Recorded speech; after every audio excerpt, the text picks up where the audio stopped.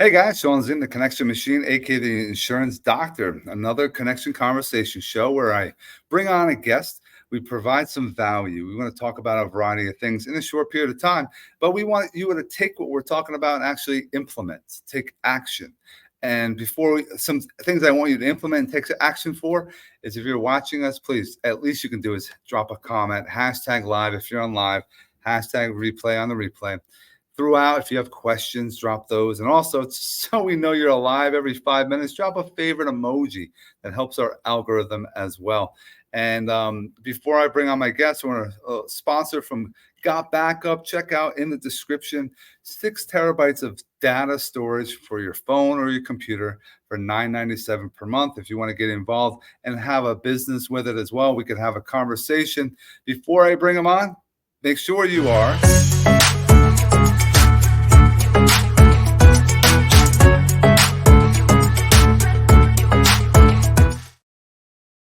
Let me bring on my next guest. We have AJ Willis. What's up, man? I'm good. How are you?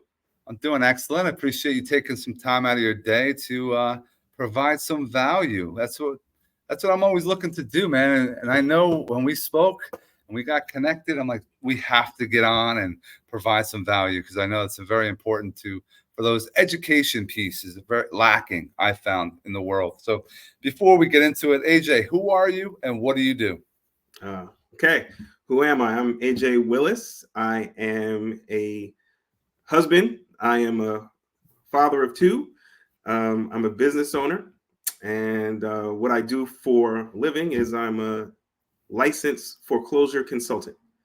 So I help homeowners who are facing foreclosure get out of panic and into a plan. Or as I like to say, make intentional financial decisions, not rush panic decisions they may later regret. I like that. Yeah, the panic, and so you can plan.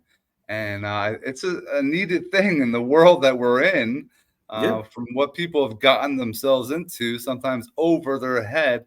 And they need a plan of attack because they are panicking. So I like that mindset. I like that train of thought. Now, I want to circle back, married, having 2 kids. And I talk about this, I have 4 kids, and I say, I didn't grow up until I had kids. Do you agree or disagree? Yes, I agree. It changes you. Being responsible for others. How did it change you? It makes you more responsible. It makes you realize that, there are other people relying on you and you're not, the risks, you take less. Yeah, absolutely. Those become your whys. Everyone talks about in the sales world, mindset training, personal development. If you don't have your whys, that's what's going to hurting you as far as your trajectory to get success. So when you're looking and you're like, oh, I don't want to make this phone call. I don't want to have this meeting. I don't want to set this up. But you have that goes into your head like, oh, I have kids. I have family that are depending on me. I got to make this happen. So it's a motivation that is lacking for some people. Absolutely. So I definitely like hearing those dads out there. And if you are a dad, drop a dad down, in the comments.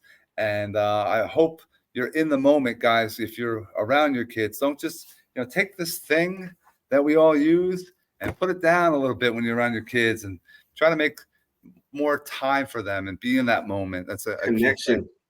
Yes. We need connection. And we need more of that in the world. We need more of that with kids today and with adults today. And look, this is what this show is about, connection. Yeah. It allows you to practice your communication skills, with your kids, with your other humans that you're going to speak with for whatever walk of life you're dealing with. And it's always important to connect and always have, that on your mind, your whys to keep you driven and motivated and keep you going. That's a key thing. And I want to share something that I learned from you is those out there that are investors. And when we had that call, you were talking about how people are buying properties today.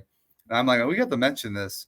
They're buying a property, they're fixing it up, they're taking a dilapidated house and making it beautiful. But the problem that people are falling into, the ones that are buying that property, the taxes might be, say, we'll just use $5,000.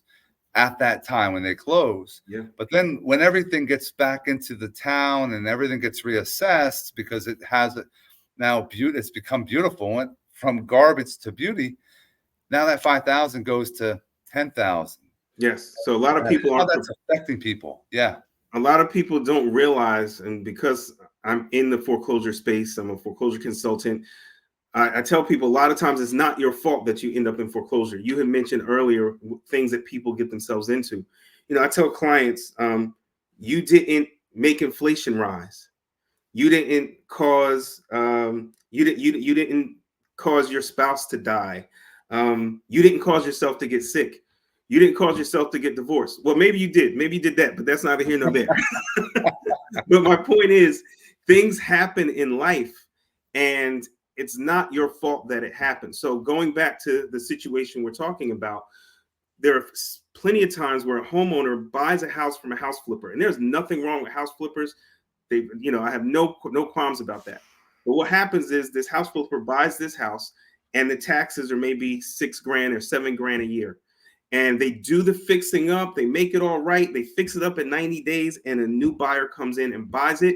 And this mortgage was based on $7,000 taxes.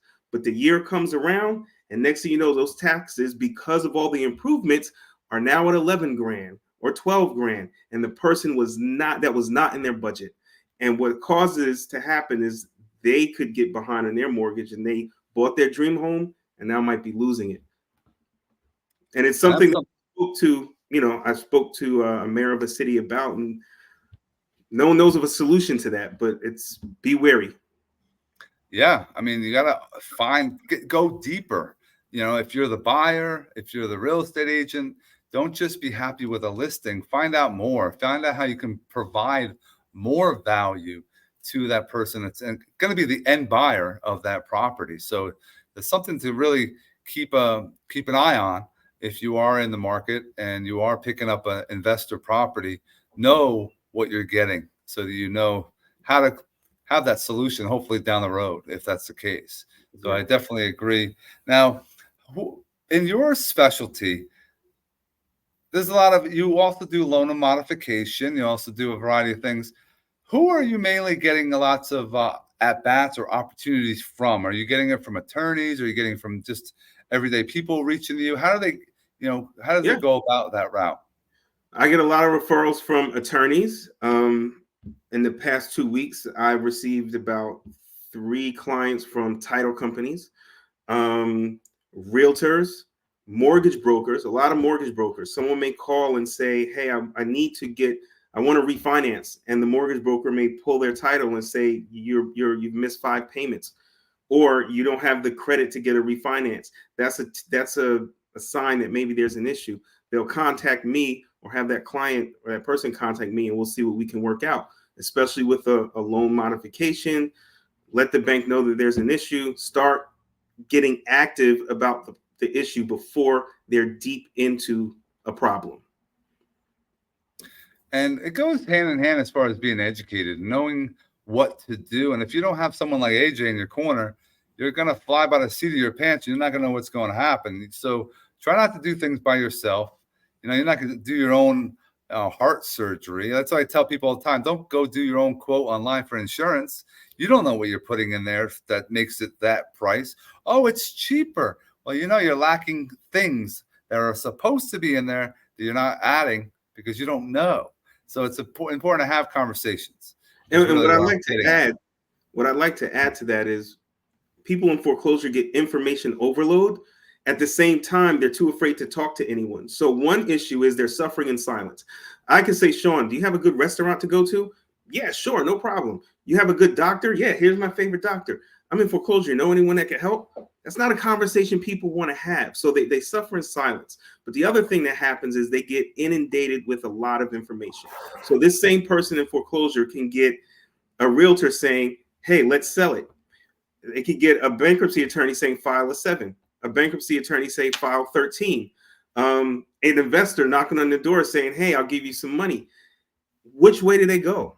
So what we do is we sit down and say, listen, this is what happens if you file a 7, if you file a 13, if you sell at max value, if you need to sell to an investor, that puts you in the driver's seat. So now you are able to make a decision. We will not make a decision for you, but we're going to give you all the information so that you can make the best decision. So what we do is we basically have a AAA process. We analyze, we analyze, access, advocate. So the first step is analyze your situation. What are you looking to accomplish? After we know what you're trying to accomplish, we're going to access all available options. There's state programs, there's private programs, there's nonprofit programs. We're going to access what's available. We're going to speak to your lenders, see what options they have. And then the last step is advocate. We're going to advocate for you. So we're going to speak to your lender. We're going to speak to the foreclosing attorney. We're going to speak to the sheriff's department, whoever we need to speak to get you close to what you're trying to accomplish. That's our goal.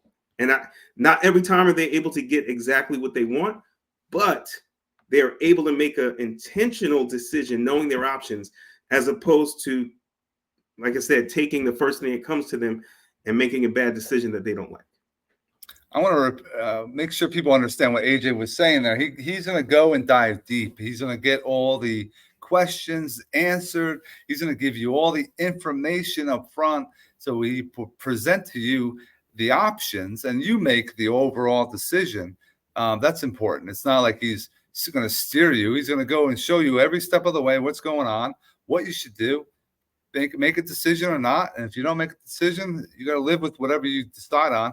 But it's an important thing that you are working with someone that will do that for you.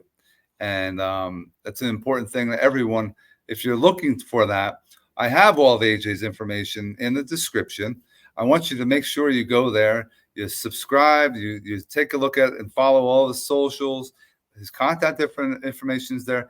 And if it's with foreclosures, loan modifications, or just life, you want to get to know him, how you can, collaborate, build business together, reach out, mention that you saw him on the podcast, that you saw him on, a call that was in the group and connection machine, what have you. But it's always important to, have someone in your corner, and having AJ is that person to have. So he's a wealth of knowledge. Take him up on it, and let's continue growing. I want to thank AJ for being with us today. And for everyone else, we hope, don't forget, hit subscribe, hit like button. And AJ, stick around for one moment after. And everyone else, we hope you have an amazing rest of your day. Thanks for having me.